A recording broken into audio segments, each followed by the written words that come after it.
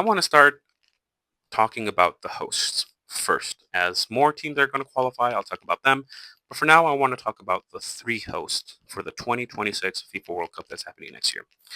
First off, this is only the second time that co-hosts are participating in the World Cup. Um, and this is the first time that there's three.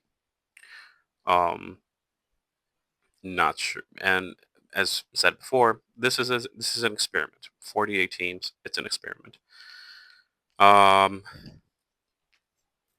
and so now the question then relies on falls as to okay, now that the World Cup is happening in a year, which nation has the most pressure to perform? The most pressure, not expectations. The most pressure. Actually, no. Let's add it into it. Pressure because of the expectations. Which national team? USA, Canada, or Mexico. So, right off the bat, it's interesting where we're currently at because when you think about who's the head honcho of CONCACAF, there really isn't one. There really isn't. And let me explain. So, prior to 2024, let's go back. Let's go all the way back to 2022. In 2022, Mexico, Canada, and the US were the top three. They were neck and neck. And then came the World Cup. Mexico, for the first time, did not qualify from the group stages at the World Cup in 2022. The United States made it to the round of 16, but their performance left a lot to be desired. And then Canada was one of the first teams eliminated mathematically. So I think they were already like eliminated in the second by the second match after the second match. Um, so so here's the turnaround. 2022, 2023, Mexico won the Gold Cup, right? Um, let me refresh my information here. Gold Cup.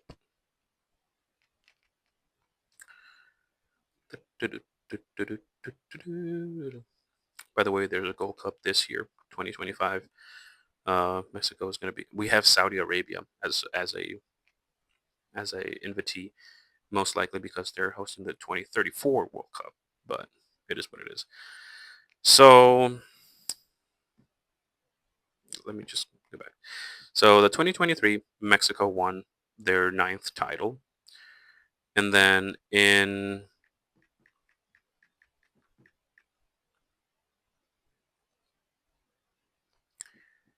in 2024, well, not 2024, but the beginning of this year. Sorry, the beginning of this year, uh, Mexico won the. Let me rephrase. In 2023, Mexico won the Gold Cup. In 2024, Canada was the only one from the big three, as if you want to call them that, to qualify from the group stage in the Copa America 2024. They ended up second, right under Argentina. Mexico eliminated in third place. United States eliminated in third place behind Panama. So then the expectations were high. Then in 2024, Mexico then won the Nations Cup. Um, and so now they're currently champions of Gold Cup, champions of Nations League. And yet, for some strange reason, Canada was the only one to qualify from the group stages in the Copa America. So, who has the most pressure right now? 100%, 100%. The team that has the most pressure to perform at this World Cup is the United States. Let me explain. The United States is hosting the most games of this World Cup.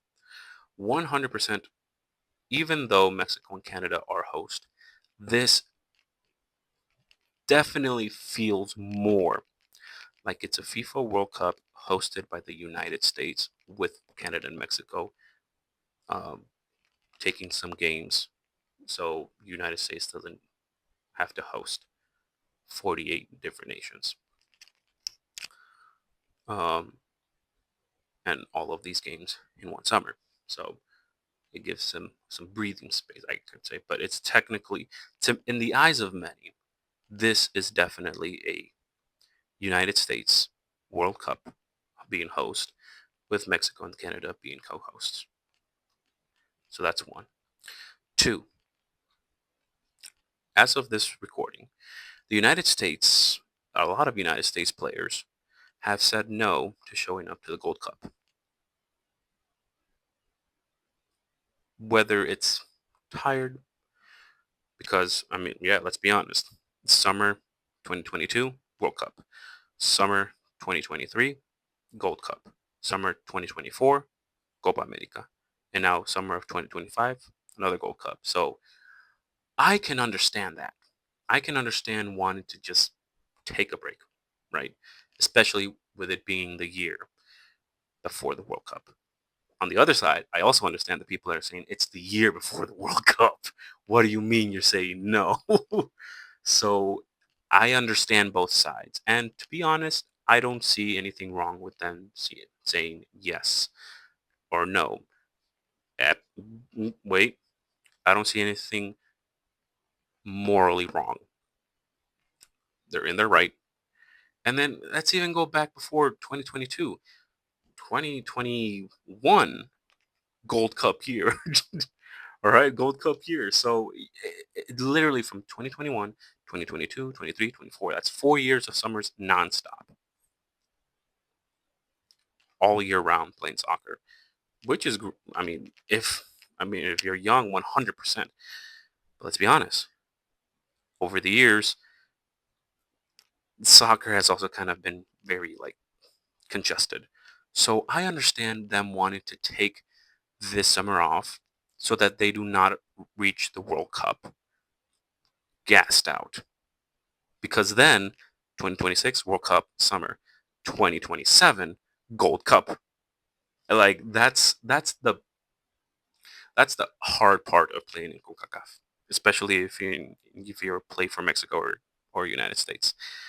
Um, I mean, and people will say, but it's easy. United States and Mexico or Mexico always make it to the final of the Gold Cup, 100%. That still doesn't mean that they get there easily. They have to fight for it. Costa Rica in the past has made them work for it. Honduras in the past, not recently. Canada right now is on the rise. Jamaica, surprisingly, and Panama. So it's not saying it's an assured thing. They most definitely will end up in one of the top four. But to say that they'll end up in the final currently has been kind of iffy. The United States games, when it comes to what's it called, current form, hasn't been the best. Also, under Pochettino, there's been a lot of questions. There's been a lot of doubts. 100%. So Pochettino has to show up at this Gold Cup. Anything less than Pochettino winning the Gold Cup is a catastrophic failure to a prior to the World Cup. If anything, Pochettino, sorry, should use this World Cup as, okay, who can I consider then for the final preparation games to the World Cup? Because you don't have qualifiers, and this is your last tournament, major tournament before the World Cup. So you have to play this hard, and Mexico is going to do that. Mexico is going to do that because their players want to be fit. Their players want to be seen. The mentality of Mexico is that if I do well at the Gold Cup prior to the World Cup, there is a chance of eyes being on me. And to all the players that are going to come and fill in the spots for players that aren't going to come, like Pulisic and other players, What they have to do is threaten the starting position for those players. They have to. They have to. The mentality of the United States also has to change. That just because Pulisic right now plays in AC Milan, that he automatically gets the starting spot. No, you have to earn it.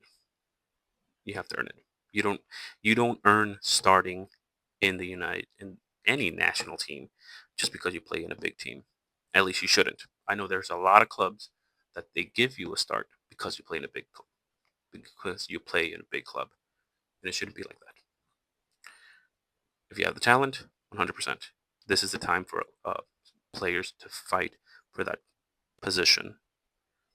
Now, whether Pochettino is gonna just put that to the side and be like, no, once Pulisic comes back, he's the starting.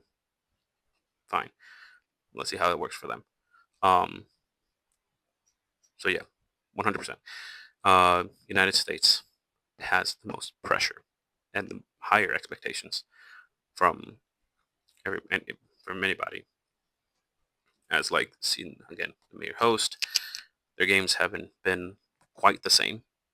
So there's that as well to think about. Okay, so how far do I think? I'm not even going to talk about how far they're going to get yet. Once we do the draws for the countries this November, that is crazy. That by the end of this year or sometime next year, we're going to have already the groups for the World Cup. Crazy. Anyways, bruh. So yeah, that is the United States. On to Canada. Canada has been the black sheep, 100%.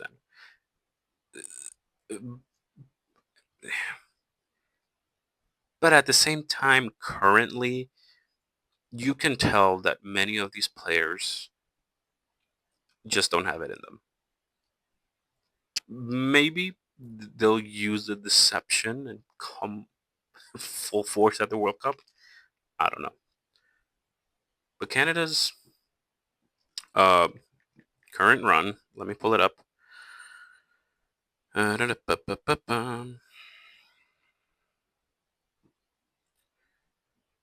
Okay, results and fixtures. So the current run,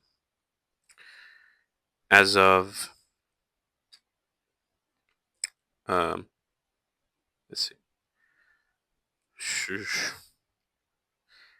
so March. Okay, so their current run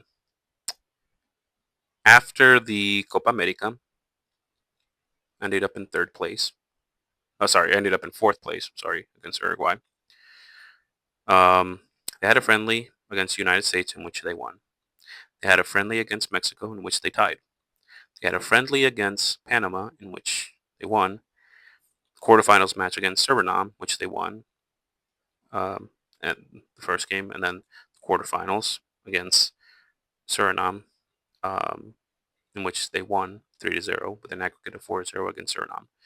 Then the semifinals this March against Mexico, they lost, and then third place against Canada, which they won. So again, they have 2 wins over the United States in the last couple of matches. Again, the United States has the biggest pressure and expectations because of the talent. Literally because of the talent. But they have 2 wins over the United States. Canada has 2 wins over the United States. So I'm just saying, United States has to change. They have to change. But to Canada's, um, to give them their due, this is going to be a very good. How do we say?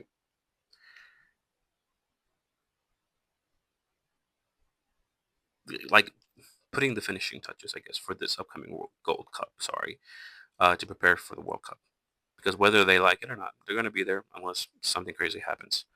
Um, but again, there's not really high expectations for Canada. There isn't, and they can use that to their advantage.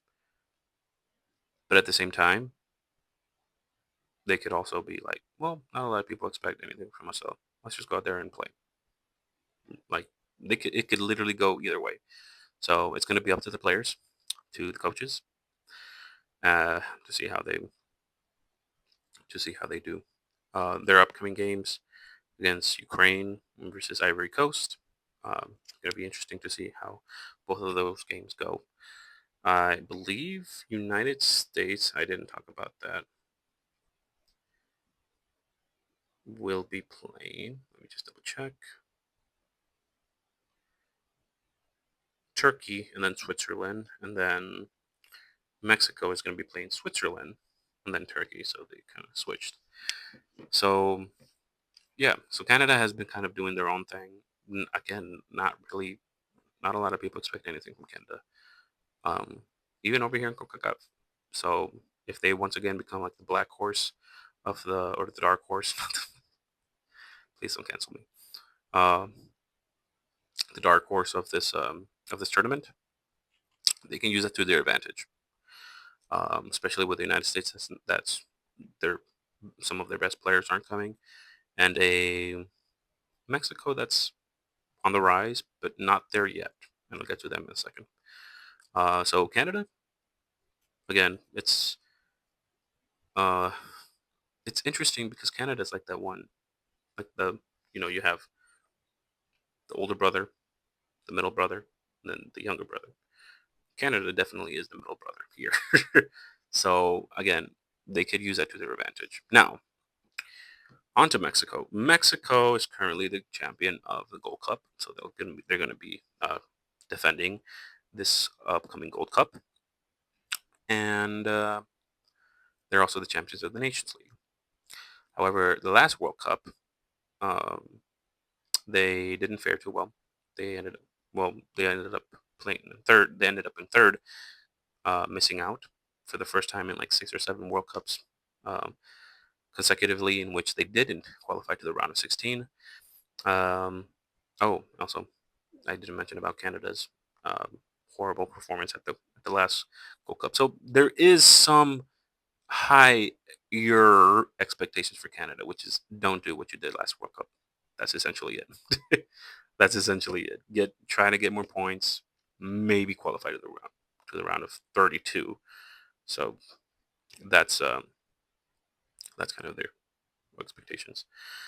Um, Now Mexico has what do you call adept adept to their fans, which is qualify once again out of the group stage, but win in the round of 32. You if the new thing becomes that you can't get past the round of 32, at that point, like what what does Mexico have to do to break that curse? Just 4 games and then we dip. Like there has to be more. There has to be more.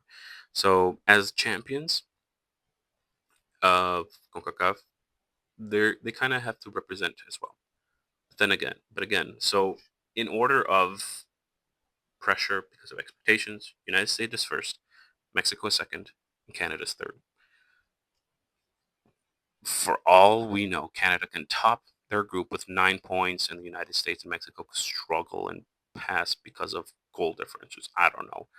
That's just the way it is. Or USA and Mexico do well, and then Canada once again crashes out. Or I don't like to talk about ifs, what ifs. So I'm just gonna leave it there. So this summer, as you all know, Canada, Mexico, and the United States are participating in CONCACAF's Gold Cup. United States, 3 teams that they're going to be facing at the Gold Cup. So United States, Trinidad and Tobago, who in 2020 for the 2020 it's for the 2018 World Cup, um, denied the United States from qualifying to the World Cup. Saudi Arabia, the an invitee most likely because they were just given the 2034 World Cup, and then Haiti. Um, Mexico's teams that they're going to be. I should probably go back the other way. Mexico's groups at the Gold Cup. Dominican Republic, Suriname, and Costa Rica. So when I look at USA's group and Mexico's group, Mexico should beat Dominican Republic. Mexico should beat Suriname. And then Mexico, with the way that Costa Rica is right now, should win. Minimum 2-1. I'm not saying that they should I'm not saying Mexico should plow through all three. No. Definitely Dominican Republic. Suriname Suriname is kind of 50-50. I haven't really been following them, but I know sometimes they have been known to push back enough where they kind of become a thorn in your side. Not enough to really tumble you down, but enough to for them to let you know they're there. And then Costa Rica, after after the horrible 2022 World Cup performance, um, which somehow they still ended up with 3 points. That group was crazy, by the way, but I don't want to get sidetracked. So Mexico, now then, based off of this, Mexico should top their group. They should. Um, will it happen? Time will tell. Um, but Mexico should end up with maximum 9 points, minimum 7 points, because they have to beat the Dominican Republic and Suriname. And if they lose against Costa Rica, then things are going to get crazy for them. So if they tie against Costa Rica, I don't really think it's going to be much of a. Uh, there's going to be some worrying, but not, you know. For the United States, who do they have? Trinidad and Tobago. United States, that's the thing. United States should be able to beat Trinidad and Tobago. Minimum 1-0, 2-0. But they're missing some key players, so things could get nasty for United States. Then they're playing Saudi Arabia, a game that the United States could lose. They could lose if Saudi Arabia is bringing their best players, because I haven't seen who Saudi Arabia is bringing. So that's another point too. If Saudi Arabia brings their best players to this Gold Cup, 100% United States and Saudi Arabia is going to be a game to watch. If Saudi Arabia is just bringing some players so they can play in the Gold Cup and have some experience and get ready for the World Cup, then I think the United States should be able to get a minimum win of 1-0. And then the last game against Haiti, United States should win. So once again, United States should have maximum, obviously 9 points. I see them getting 7 or 6 points as well if they beat Trinidad and Tobago and Haiti and then tie Saudi Arabia or potentially even lose to Saudi Arabia. So I wouldn't be too mad if they tied Saudi Arabia. I would be concerned if they lose to Saudi Arabia. And depending on the players as well of who Saudi Arabia brings. Um, Lastly, Canada. Yeah. So for Mexico, Mexico has to top. They have to top. Um, USA could end up in first or second, depending on who Saudi Arabia brings. And then Canada has Honduras, Curacao, and El Salvador. Again, against Honduras. I'm gonna be honest, I haven't really followed them. The last time I heard, they sucked. Um, let's see.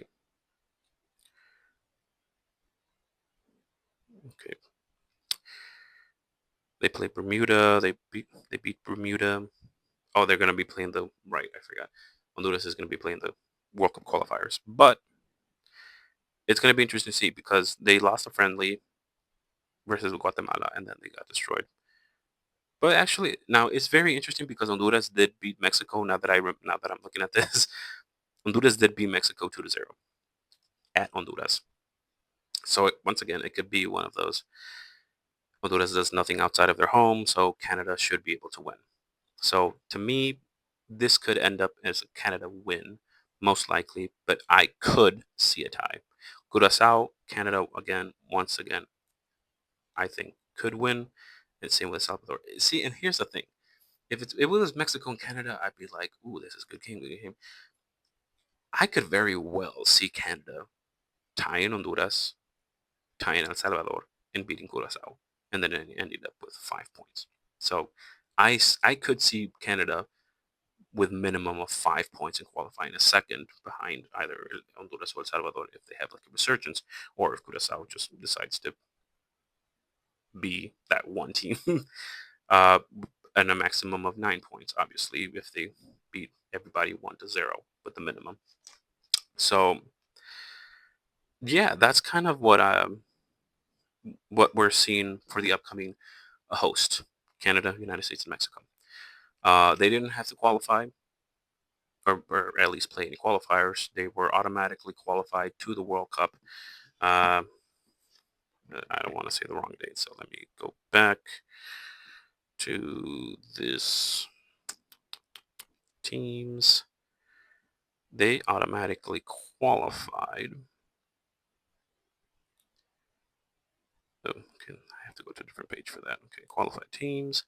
They were automatically qualified for the World Cup, all three as hosts, on February 14th, 2023. So over a little over 2 years ago. And now they have this Gold Cup to brandish, to literally have their players go full out so they can show their full potential of how they want to play the next summer, because it's going to be World Cup time.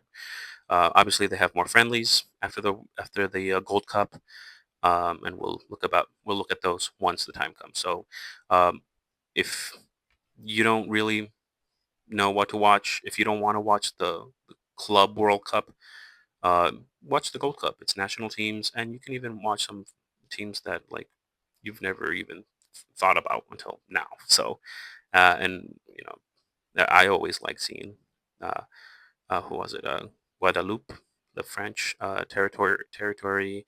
Montserrat, Curacao is a good team sometimes, and it's gonna be a good tournament as always. I mean, yeah, United States and Mexico or Mexico could end up in the final once again, but I'm gonna be honest. I feel like at this point, the Gold Cup, it's not really who's gonna win it, but how is Concacaf evolving essentially. So um, yeah. So make sure, if you don't want to watch the Club World Cup, watch the Gold Cup, or watch both if you really want to do something this summer. Watch both the Club World Cup and the Gold Cup. And yeah, and yeah, I don't know how to end this. I'm gonna be honest, because I didn't really prepare. Because as I said, I wanted to take this time to talk about World Cup stuff. So yeah, this was the hosts: Canada, United States, Mexico.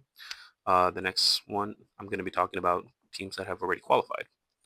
So those ones are going to be shorter than this one. So yeah, have a good one. God bless, and hope to see you on the next one.